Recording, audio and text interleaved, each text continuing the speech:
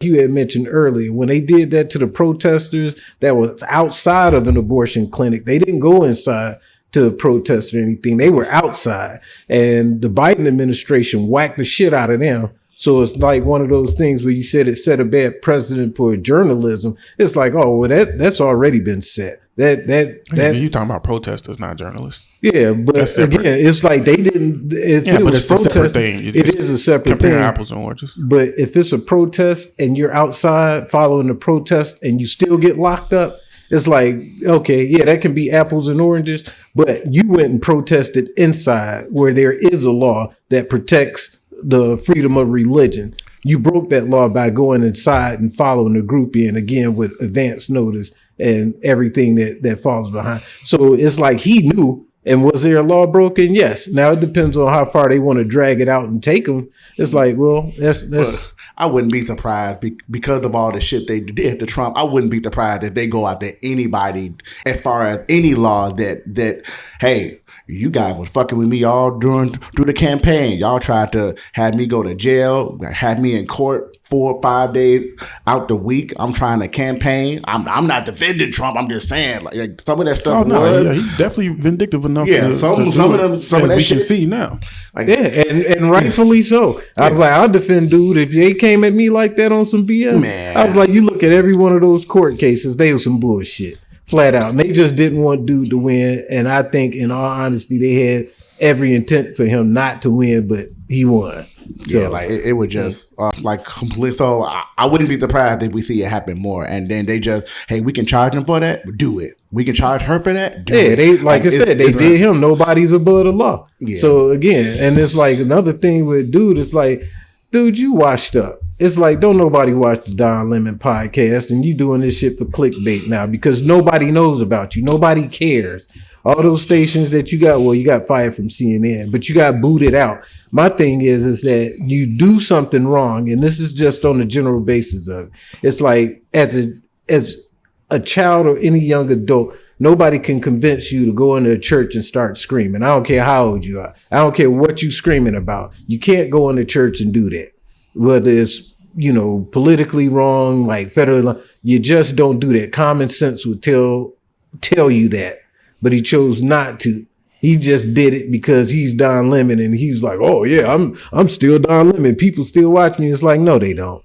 No, they don't. And the killer part is he wouldn't have done that had he if he didn't believe that his journalistic status would shield him from or if he didn't make sure that he was trying to at least take the necessary steps to keep himself just separated enough from it to where that he's not, couldn't be implicated in taking part in the, the conspiring of the his the plan video and stuff. says something different because towards the end of it, he's like, "Oh man, I think the police are gonna get. I hope we don't get locked up for the." He knew. I was like, to some degree, you knew. If you were sitting there worried about the cops and if I should get a lawyer on video while you're talking about it, then you know. That's like me doing something stupid, like, man, I hope the cops ain't good. I had my cell phone on. I'm going to jail. Yeah, like straight up, you going to jail. My surprise is the amount of black people that all of a sudden now support him because prior to this, it's like Don Lemon was a gay. He wasn't part of the club. He sitting there getting smashed by a white dude. He ain't got nothing wrong with that white supremacy, but he got something wrong with all the other white supremacy. Yeah, he did get on TV. Yeah, and I was like, so it's like, dude, you washed up, you a has-been, you trying to get clicks, you trying to get, your name status back on, and you do this. My thing is like, dude, who called you a journalist? Because every time I hear Don Lemon talk, he's wrong about it. And that goes as far as like immigration, but that's not journalism. That's, you're supposed to have a non-biased opinion and you're just supposed to go with the facts.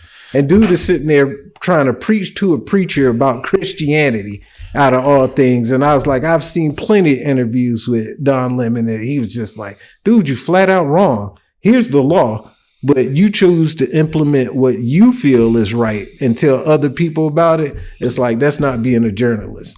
Yeah, I mean, when was the last time you seen a journalist that you could say like, hey, this person is 100% unbiased, and I trust that they're going to give me the actual news without any slant or tilt or anything like that? Yeah, I can't answer that question, but So I'm like, it doesn't make it right though. But I'm saying only to say that it's like, to call out his journalism is like, hell, it's no different than anybody else. Well, that doesn't make it right. Right. They all brought in. Absolutely doesn't make it right. And as we can see, that's the reason why, regular news ratings are just going down the drain.